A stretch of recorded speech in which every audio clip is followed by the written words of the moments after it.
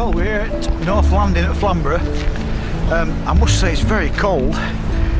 On the way here, the sun was out, it looked absolutely lovely. We got within a mile of Flamborough and the skies darkened and it got really cold. You know what? We don't care. It's better than being sat at home.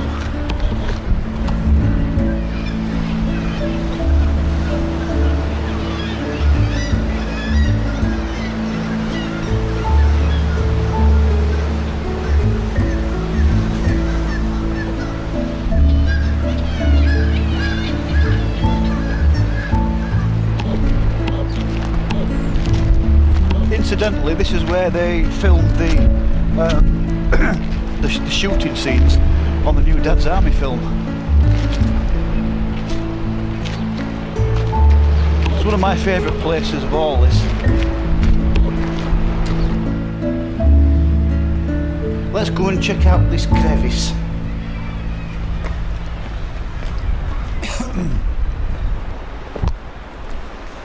It's not as... Watch your footing, it's really slippery. I was about to say it's not as slippery as I expected. The next shot will be my camera bin. Oh, this is... Hello? God, this sounds weird. Doesn't it? Oh, look at piggins here. They're all thrown away. Look at these rocks here. I know, I've just seen one down here, a black one. Cameraman's rubbish. Look at them, no big lump of coal. It's not Whitby Jet, is it? I'm having that if it is. About £1 million, Dave. It's like a black cave. Look at them all coming out. Isn't this where Tom Hanks were laid on that film Castaway? Oh, for a wonder, this is absolutely huge, this cave. Can't see this. Can't see a thing with camera. It's pitch black. Should have got a good flashlight. This is amazing. I wish you could see this, people. I wish you could see this. I can see you at distance.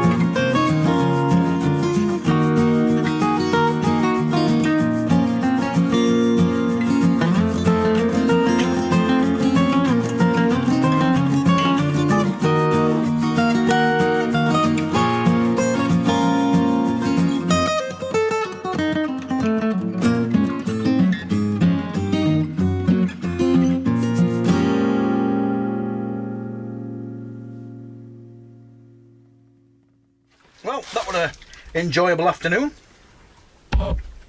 As you can see now, we're tucking into a chicken korma and a bottle of suds. Or 2. Or 3. Or 12. I enjoy them caves, I've never been in them before. No, it's amazing to think that they've been there all those years. But they've been taken over by seabirds and what have you. I was a bit cautious about frightening birds. I know most of them were only seagulls that we saw. I was more concerned about getting shot on and rocks falling on my head. Yeah. I don't know what you think, but like I said before, we've been here, or been to coast hundreds of times over the years, Aye. and scores and scores of times in recent years, for one reason or another, whether it be fishing, Or just to get away. yeah, or just a day trip to get away. But it doesn't matter how many times I come, it always reminds me of being a kid. Yeah. When we were younger. You were saying the ones at the other side that we weren't comfortable going to. Yeah, it would have took too long to get round. Yeah, you said that one goes in Into a cove. a good few hundred yards or whatever it is, and it turns into a big sandy cove. Yeah, yeah, Well, but I'd like to have gone in there. yeah, but that it's not as big as that one we went in. I couldn't get it on film. I'm a bit annoyed with that, considering I got my big torch in. Left it in Like car. Yeah. It is a big one. Some say. I can't beat a bottle of bud No. or two. It is nice. It's right silky, isn't it? Yeah, that's why I like it. Smooth. It doesn't leave that horrible aftertaste that some No. lagers do, No. especially bottled ones. Yeah. It's not John Smith's though, is it? To be honest, I'm not a John Smith person, mate. It's too, or a bitter person. I don't like, Guinness. I don't. To be honest, I don't know him. John Smith. Nah, I'm not a bitter person. I'm not. Never have been. I don't. Guinness as well. That's the same. It's too. Probably if you were Guinness. 10 of these, maybe you might care less. But It's a long time since I'd had a pint of Guinness. yeah. I think it's an acquired taste. My granddad used to love it, didn't he? My dad used to be partial to a tin or two. Yeah. Yeah. It's many years ago. Talking to my granddad, I was talking to my dad the other day. About that time I went shooting down at railway lines and I found an old thumb off a boxing glove. Oh yeah. And I gave my dad it, right? And it was my granddad saying, I didn't know it come from my granddad, so it's been handed down. But my granddad says, I bet you'll never get a thumb off a boxing glove. And I give my dad it, and my dad gave it to my granddad. And he says, because my granddad was like 90 odd year old. And he said, I know my granddad and all. I know. He just looked at this thumb, looked at my dad, and just threw his head back with it, and not, like he used to do. No noise coming out. You don't really explain that very well, have you? No. Basically, ever since my dad was a young boy, his dad, our granddad, had a joke about a thumb off an old boxing glove. And he'd use it in lots of different contexts. Things like, well, I've got everything, me. I've even got a thumb off an old boxing glove. Yeah. Things like that. It was his way of saying, I've got everything, or I've got everything I need, and that kind of stuff. And it was a constant joke, a thumb off an old boxing glove, all the way through my dad's life. Of course, my dad passed it on to us, didn't he? Yeah. I mean, I used to say, I've got this, that, and other. My dad said, I bet you ain't got a thumb off an old boxing glove, though. So it used to be like a thing that went on throughout my dad's life and throughout ours as well. So, in my granddad's latter years, as he was sort of nearing the end, so to speak, when he was in a home and what have you, God bless him. Mark's story there about him finding a thumb off an old boxing glove, or cutting a thumb off an old boxing glove, or whatever it was. And I found it. It Yeah. was just a thumb. Yeah. And I laughed. He passed it to my dad, so my dad could give my granddad it. Aye. And pretty much on his deathbed, wasn't it, more or less? He says, "Here, Dad," he says, "This is my dad." He says, "Here, Dad, I've got this. I've got a present for you." Yeah, that's And he it. gave him this thumb off an old boxing glove, and he instantly knew what he meant and what the joke was, and he kind of smiled and laughed. And then a couple of days later, he passed away, didn't he? Yeah. So yeah, it was one of them things. But yeah, it's just a little story. We've got Many of them, haven't we? Many stories. Aye. So has everyone else. Everyone else has got millions and millions of stories throughout their lives. We had some fun times. Yeah. Over years. Hobbit years, yeah. Why is it, right? I don't know. Why is it that everybody who's not from Yorkshire, particularly down south, they always put that t into everything when they're taking piss out of Yorkshire people. Yeah. Yeah, so this the apostrophe t, obviously is supposed to show that there's a missing word, that missing word being the. So you say, we're off to caravan. We wouldn't say we're off to caravan, we would say we're off to caravan. We'd miss the word the out altogether. So the apostrophe T is supposed to be a literary way of skipping of missing that a word, yeah. as we do when we speak quite often. Yeah. I mean, you won't go, I'm off to shop to get some tea bags. No, you wouldn't. No, you wouldn't. If you listen to how we speak, I mean, It'll be, I'm off to shop yeah, to get some tea. It won't be, I'm off to the shop. You just missed the word out. I'm off to shop. But you might notice, you might not. Those who know me will know that I don't normally speak the way I'm speaking now. I tend to try and speak A phone voice, posh. I wouldn't say a phone voice, but I always try and speak a little bit different on camera, because I know that people from other areas of the UK or even the world don't understand, might not understand or might not get what I'm saying. So I try and enunciate a little bit better than I would normally.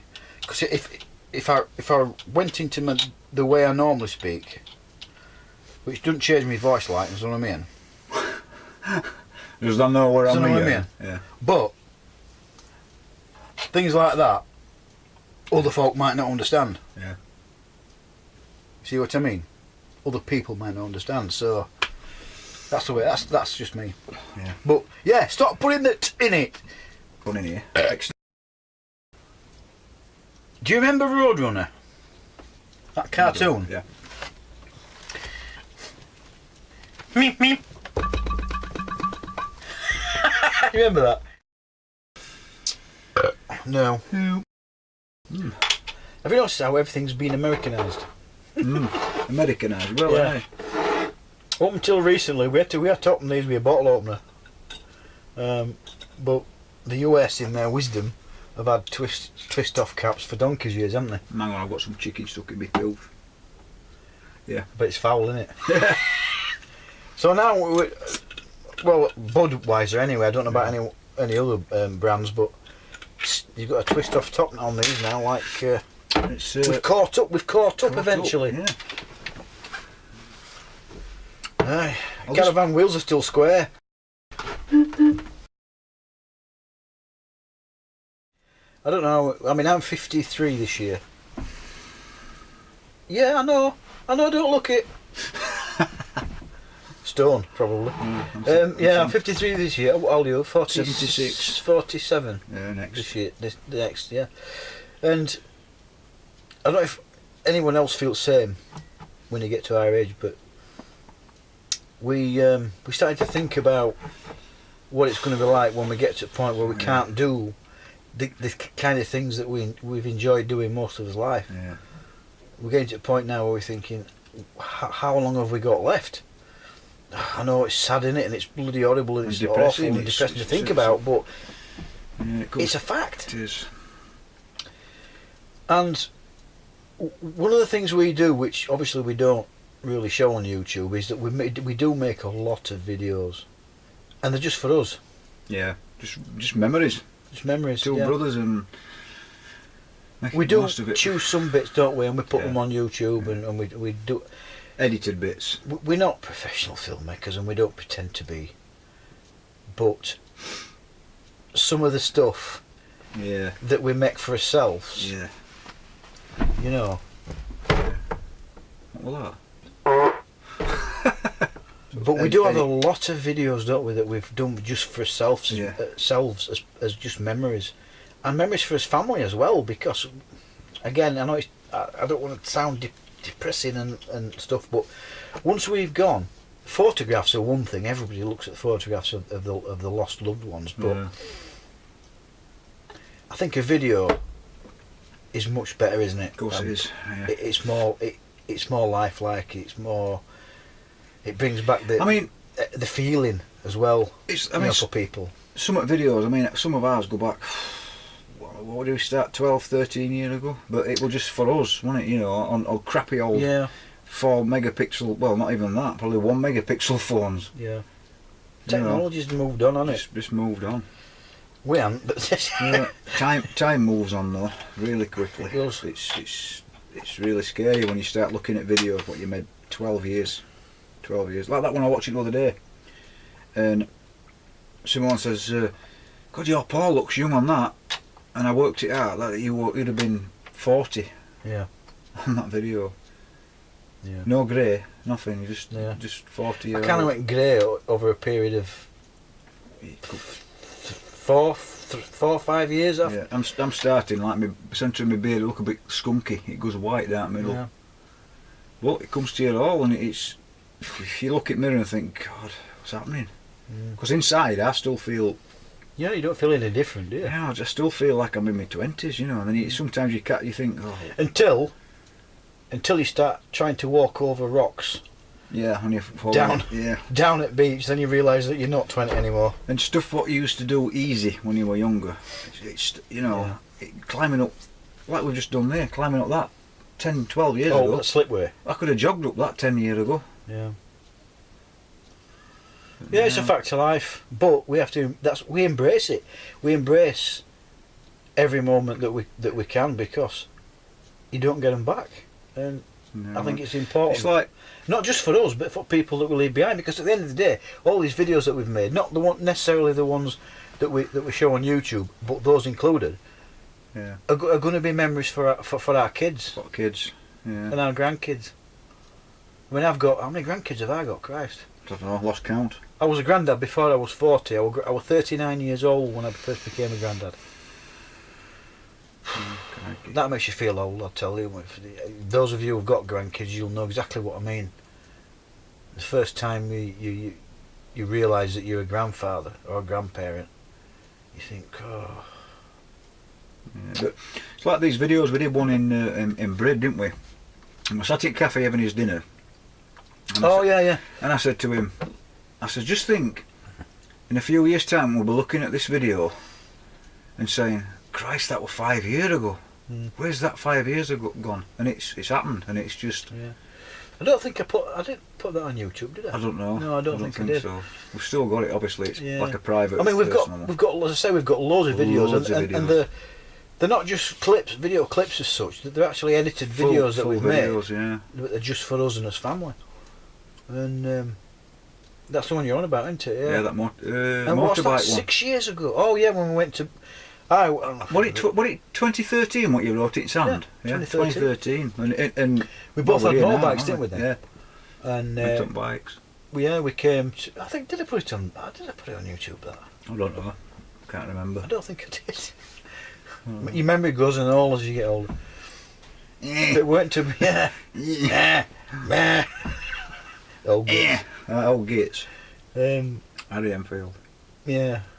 But we did, as I say, we did one of a day trip to Brid. It wasn't, the content wasn't huge, was it? No, not really. But it was a memory of that day. Yeah. And for us, they're all quite special. If you cast your mind back to one or two of the videos that I have posted, I've made reference to the fact that I've been digging through. I might have just been the one. I think it was some old footage. Yeah. Some old footage that I found. I think it was a Spurn Point one. Yeah. When we went to Spurn Point, I think the video was called A Trip Down Memory Lane. I think it was, or something like that. And that must have been what? Was it 2000? Well, 7? Something like that. 2007? The first boaty one, yeah. That was 2007. No, I'm talking about the Spurn Point one. Spurn Point. Oh, that would have been 2007. Yeah, it was. Yeah. And again, it was one of those videos that we'd done for us, and we'd never put it on YouTube. And then I decided to, just cut certain bits out of it, shorten it a bit, and slap it on YouTube. Didn't do very well though, did it? It didn't. No, but that was funny. We're having burgers and sausages and stuff, and we put these burgers in tin foil. That wasn't on the video though, was it? It wasn't on the video because we didn't have a camera. It were left up there. Yeah. Anyway, we put these burgers in tin foil on his barbecue. And it was a homemade barbecue, by the way. It wasn't a barbecue we bought. It was a hole with some bricks round it and a thing on top. Yeah. Then went down to the beach and went to have a look at his rods, and then I said, "Oh, better go and check burgers." We turned around. They were up in flames. It was bright orange flames. You should have seen him when they done. They looked like Ford Mondeo brake pads. All fat had seeped through on it and caught fire. You can tell how long ago that is. Ford Mondeo. Bloody hell. We're not going to be able to watch it back, are we? Whistle wasters. I have to turn the mic on, haven't I? You've not turned it off, have you? Oh! I hope you bloody have. I've just banged my ticket on.